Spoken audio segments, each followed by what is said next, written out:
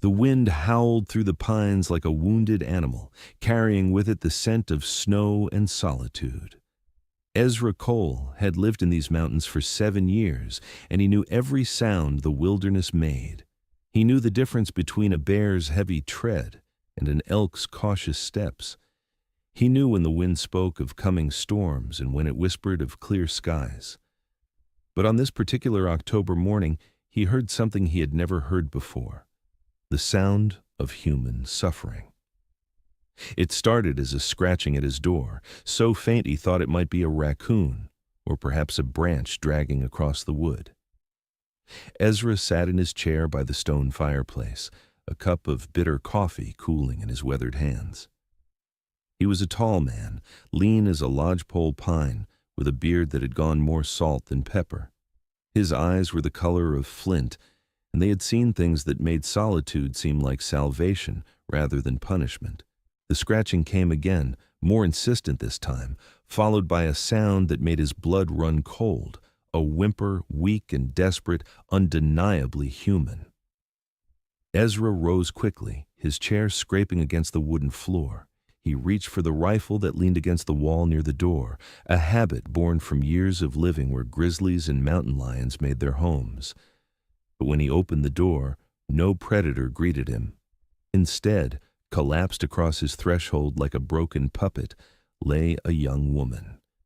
She was barely conscious, her face pressed against the rough planks of his porch. Her clothes were torn and filthy, hanging off her large frame in tatters. Her hands were raw and bleeding, fingernails broken to the quick. Most horrifying of all were the marks around her wrists and ankles, deep, crusted wounds where metal had bitten into flesh, the unmistakable signature of shackles. For a moment, Ezra stood frozen. He had come to these mountains to escape humanity and all its casual cruelties. He had built his life around silence and stone, around the honest brutality of nature that killed only to survive, never from malice. And here, deposited on his doorstep like an accusation, was evidence that he could never truly escape what people did to one another. The woman's eyes fluttered open, unfocused and glazed with pain. They were brown, he noticed, the color of creek water running over stones. Her lips moved, forming words too quiet to hear. "Help," she finally managed, the single syllable costing her everything. Then her eyes rolled back, and she was gone, lost to whatever mercy unconsciousness could provide. Ezra cursed under his breath, a string of words he had not spoken in months. Then he set down his rifle and bent to lift her. She was heavy, her body soft and substantial, and he struggled to get her inside. He was strong from years of splitting wood and hauling water, but she was dead weight, and it took him several minutes to maneuver her onto the narrow bed that stood against the far wall of his single-room cabin. Once she was settled, he began the work of assessing her condition. Her breathing was shallow but steady.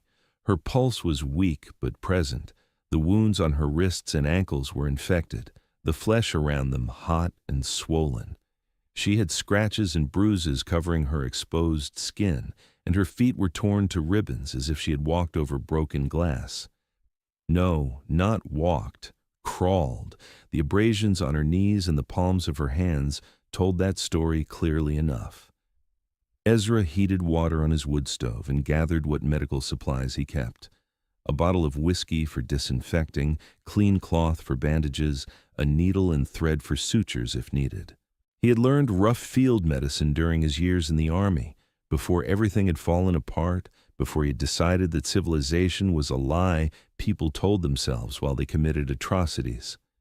He worked carefully, cleaning her wounds with gentle efficiency. She moaned occasionally, but did not wake. When he cut away the remains of her clothing to better assess her injuries, he found more bruises, some old and yellowed, others fresh and purple. Someone had hurt this woman repeatedly and methodically. The rage that rose in him was an old companion, one he had tried to drown in whiskey and bury in isolation. It was the same rage that had ended his military career, that had destroyed his marriage, that had driven him to these mountains where he would not have to see what people did to each other anymore. He bandaged her as best he could, then covered her with his own blankets. There was nothing more he could do except wait and watch.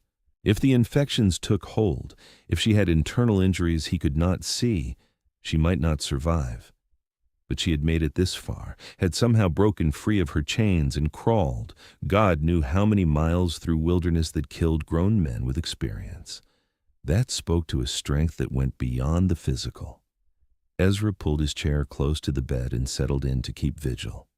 Outside, the wind continued its endless conversation with the pines, and somewhere in the distance, an elk bugled its lonely challenge to the coming winter. The woman slept for 2 days. Ezra tended her through fevers that made her skin burn to the touch, through nightmares that had her thrashing and crying out in her sleep. He forced water between her lips when she would take it, spooning it carefully so she would not choke. He changed her bandages and monitored her wounds for signs of worsening infection. He barely slept himself, dozing in his chair and jerking awake at every change in her breathing. On the morning of the 3rd day, her eyes opened with clarity. She stared at the rough-hewn beams of his ceiling for a long moment, then slowly turned her head to look at him. Ezra sat motionless, not wanting to startle her, letting her take in her surroundings and come to whatever conclusions she would reach. "Where am I?" Her voice was hoarse, barely above a whisper. "My cabin, about 15 miles from the nearest trail. You showed up at my door 3 days ago." He kept his tone neutral, factual. "I've been tending your wounds." She processed this information slowly, her eyes moving around the small cabin. It was Spartan, the bed she lay in, his chair, a table, a wood stove, shelves holding supplies. No decorations, no softness, nothing that spoke of a life beyond mere survival. "You're safe here," Ezra added, seeing fear begin to creep into her expression. "I'm not going to hurt you." Her laugh was bitter and broke into a cough. "That's what they all say." He did not respond to that. What could he say? She was right not to trust, not after what had clearly been done to her. "What's your name?" he asked instead. She hesitated, and he could see her weighing whether to tell him the truth. Finally she said, "Sarah. Sarah Mitchell." "Ezra Cole." He nodded toward the stove. "I have broth if you think you can keep it down. You need to eat." Sarah tried to sit up and gasped at the pain. Ezra was at her side immediately, helping her prop herself against the wall, adjusting the blankets. She flinched from his touch but allowed it, her body too weak to do otherwise. He ladled broth from the pot that had been simmering on the stove, rabbit and wild onions, and brought it to her. She took the cup with shaking hands and sipped cautiously. After a moment she drank more greedily, and he had to caution her to slow down. "Too much too fast will just come back up," he said. She nodded but kept drinking until the cup was empty. He refilled it, and she drank that too. Color began to return to her pale cheeks. "Thank you," she said finally, handing back the empty cup. Ezra took it and returned to his chair. He gave her space, understanding that she needed to feel in control of this moment, such as it was. "What happened to you?" he asked, though he already knew the general shape of the story. He needed to hear it from her, needed to understand what he had gotten himself involved in. Sarah's hands went to her wrists, touching the bandages there. Her eyes were distant, seeing things that were not in this cabin. "There were 5 of them," she began, her voice flat and mechanical, the tone of someone who had disconnected from their own narrative to survive it. "Kids from school. Well, not kids anymore, I guess. We graduated 2 years ago, but they never stopped." She paused, gathering herself. Ezra waited. "I was always big. Fat, they called me. Whale, cow, every name you can imagine. My whole life people made me the joke. But these 5, they were the worst. Brandon Fletcher was their leader. His dad owns half the county. He could do whatever he wanted, and he knew it." Her voice gained strength as anger began to burn through the numbness. "They found me at the grocery store in town. I was loading bags into my car, and they surrounded me. Brandon said they wanted to show me something up in the mountains, said they'd found something I just had to see. I told them to leave me alone, but they grabbed me and threw me in their truck. I tried to fight, but there were too many of them, and they were so strong." Sarah's breathing quickened, and Ezra saw her hands clench into fists. "They drove for hours, way up into the mountains on old logging roads. The whole time they were laughing, making jokes about my weight, about how the bears would have a good meal. I was so scared. I thought they were going to kill me." "Where did they take you?" Ezra asked quietly. "Some old hunting cabin, abandoned. They had chains waiting there. They'd planned it. They shackled me to the wall like an animal and left me there. Brandon said this was where I belonged, away from normal people. He said maybe if I learned my lesson they'd come back. But I knew they wouldn't. They wanted me to die." Tears ran down her cheeks now, and she wiped at them angrily. "That was 12 days ago. They left me water and some food, but not much. I was so scared. At night I could hear things outside, animals. I thought I was going to die there. But I kept working at the chain, pulling and pulling. The metal was old and rusty. It took days, but finally one of the bolts came loose from the wall. I pulled until my wrists bled, but I got free." She looked at her bandaged hands. "I didn't know which way to go. I just started walking, then crawling when I couldn't walk anymore. I ate berries when I found them, drank from streams. I kept going, I don't even know how many days. And then I saw your cabin, and I thought maybe I'd died and was seeing things, but I crawled to your door anyway because even a hallucination was better than giving up." Ezra sat in silence after she finished, his jaw tight.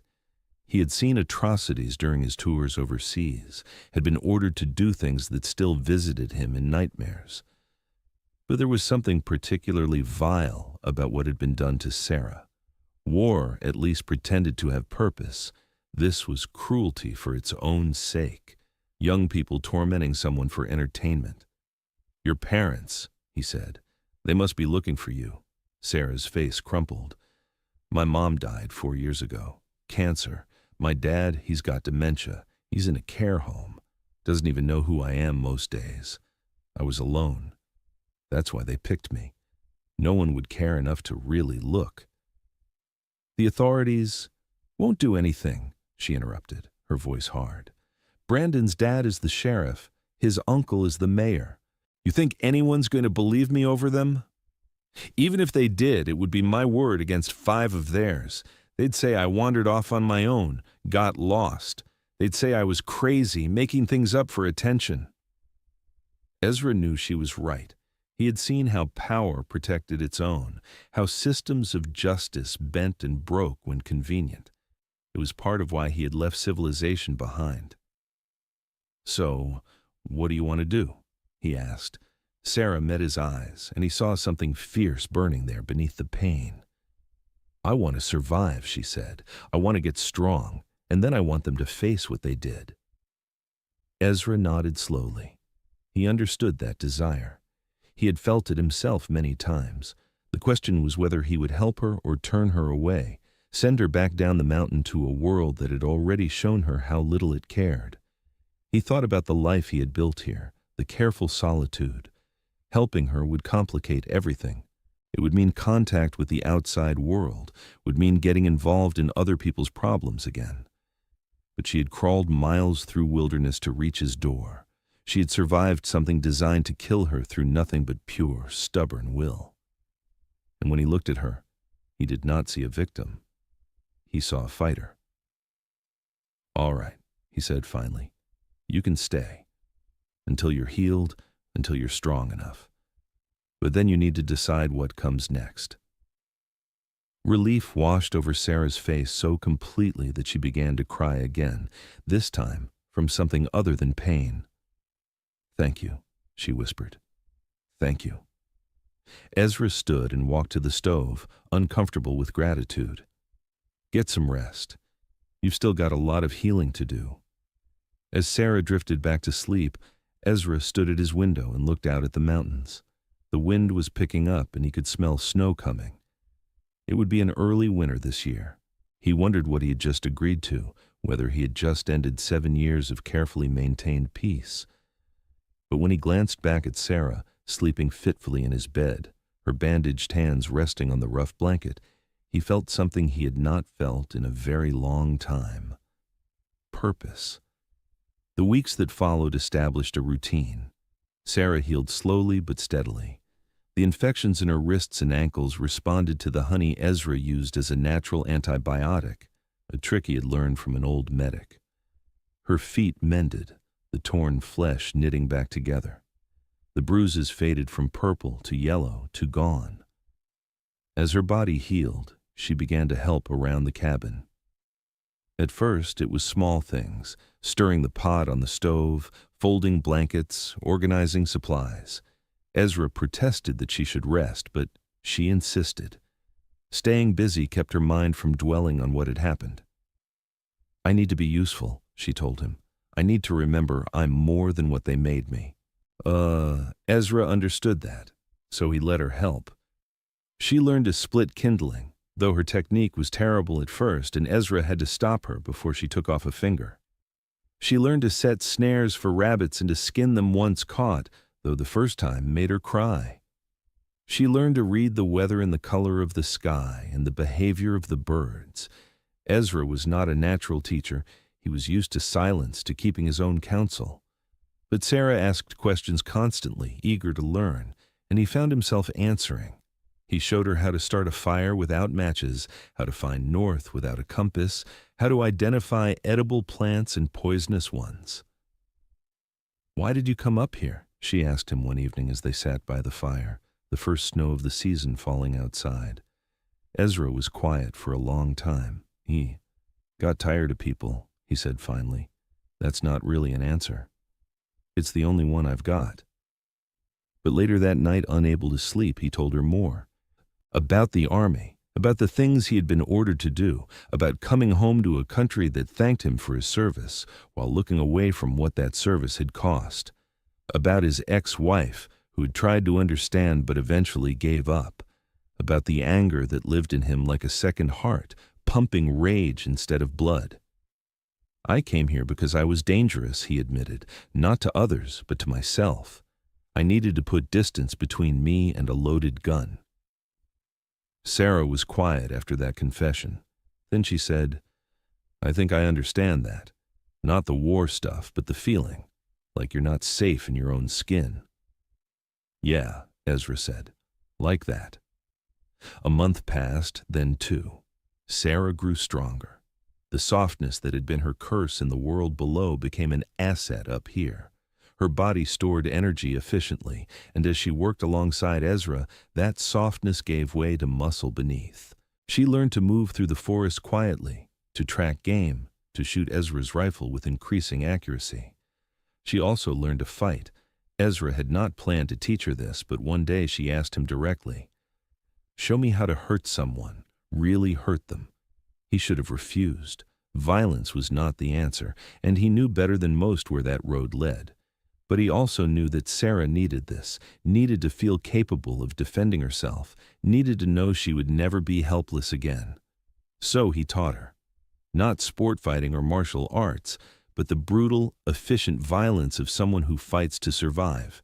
How to use an attacker's momentum against them. Where to strike to cause maximum pain and disable an opponent. How to be willing to do whatever it took to win. Sarah learned with an intensity that sometimes frightened him.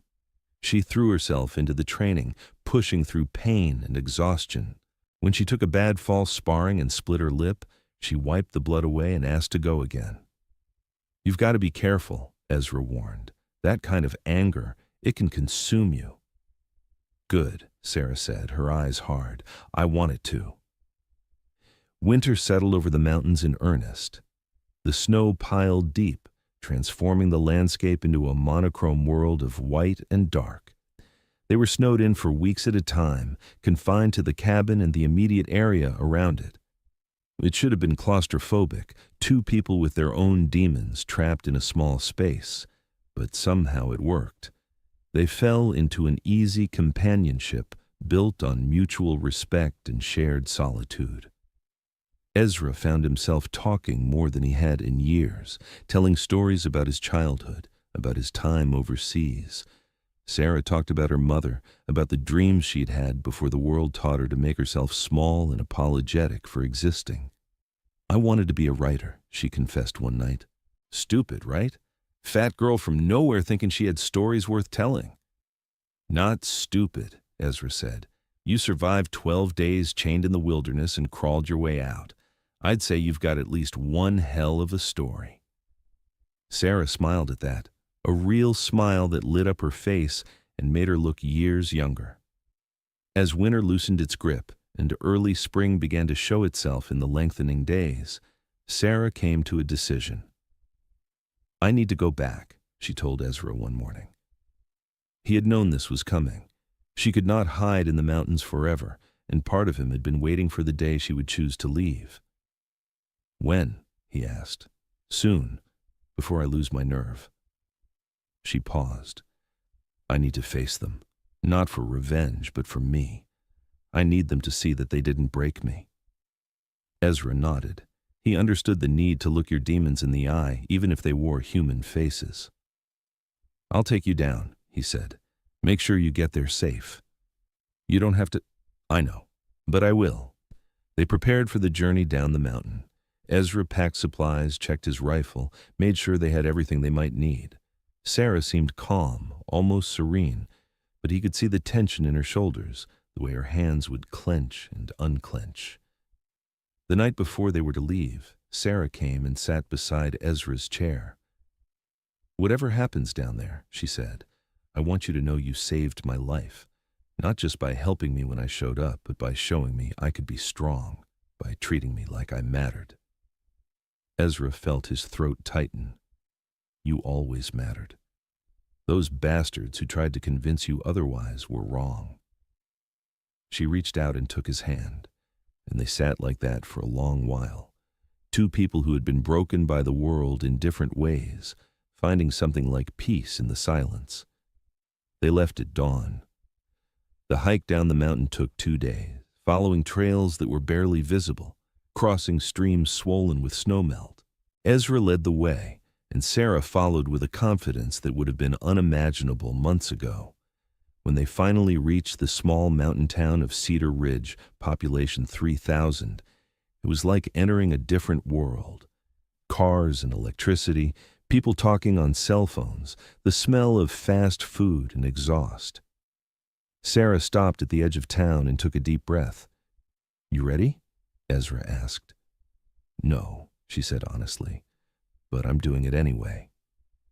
They walked together into town, heading for the sheriff's office. People stared at them, this strange pair, the mountain man with his wild beard and Sarah, transformed by months of survival into someone harder and fiercer than the soft girl who had disappeared. The sheriff's office was a small brick building on Main Street. Inside, a deputy sat at a desk, and Ezra recognized the family resemblance immediately. This was Brandon Fletcher's father, though he wore a deputy's uniform rather than the sheriff's badge. "Help you?" the deputy asked, his tone suggesting he did not actually want to help them at all. "I'm Sarah Mitchell," Sarah said, her voice steady. "I've been missing for 5 months. I'm here to file charges against Brandon Fletcher, Kyle Morrison, Jake Patterson, Trent Wheeler, and Amber Cartwright for kidnapping and attempted murder."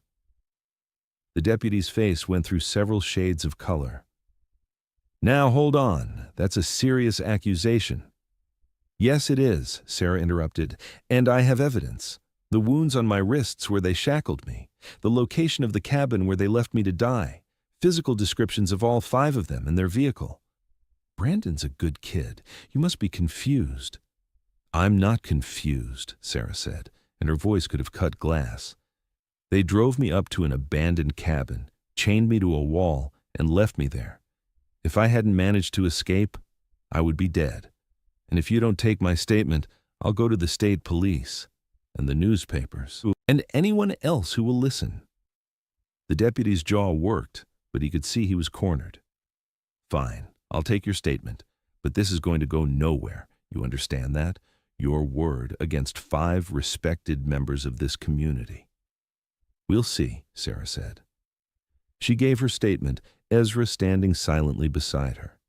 The deputy wrote it all down with obvious reluctance. When she was finished, he said they would investigate, though his tone made clear he intended to do no such thing.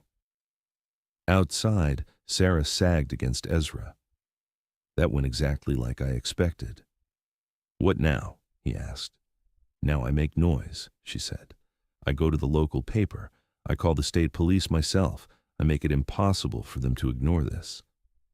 Over the next week, Sarah did exactly that. The local newspaper, initially reluctant, agreed to run her story after Ezra suggested they might be complicit in covering up a crime if they refused. The state police opened an investigation after Sarah called them directly and mentioned the sheriff's family connection to one of the accused. The town began to talk. Some people dismissed Sarah's story, repeating the old cruel nicknames and suggesting she had made it all up for attention. But others remembered a soft-spoken girl who had worked at the library, who had always been kind, and they wondered if maybe she was telling the truth. The turning point came when one of the five broke. Amber Cartwright, the only woman in the group, came forward with her own statement. She had gone along with the plan, had even helped chain Sarah up, but the months since had eaten at her. When she heard Sarah had survived, she decided she could not live with the guilt anymore.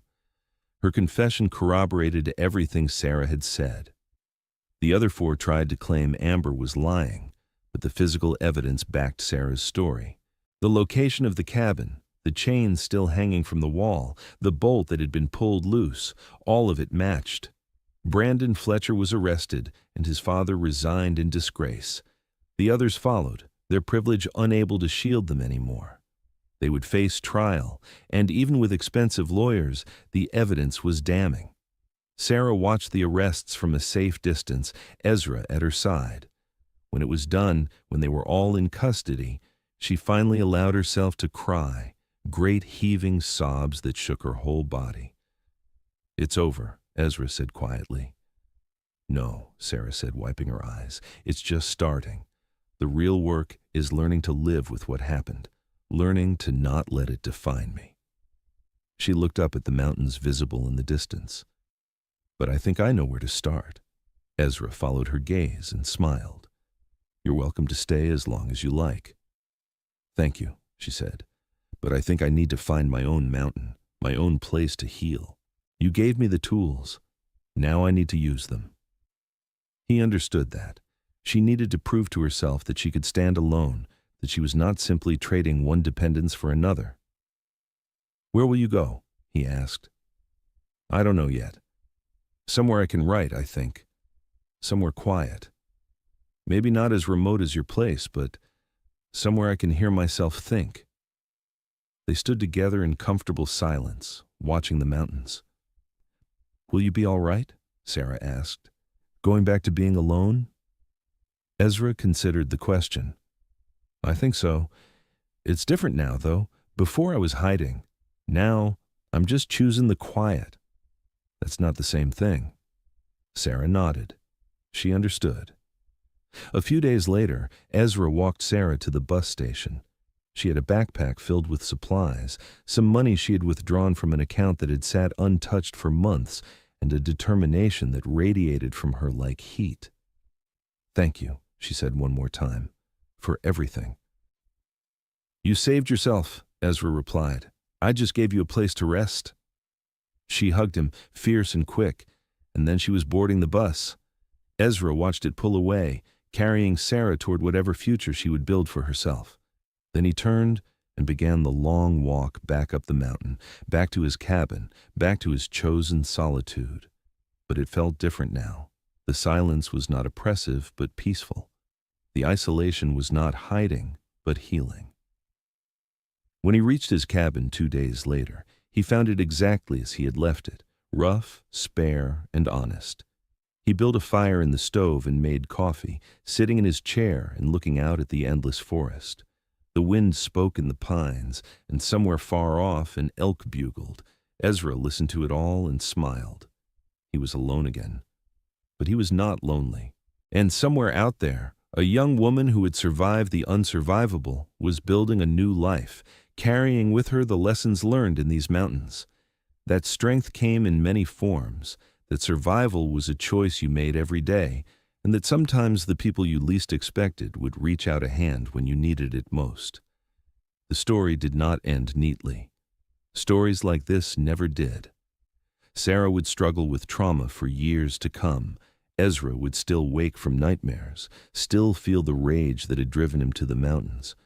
But they had both learned something important, that healing was not about erasing the past, but about refusing to let it write your future.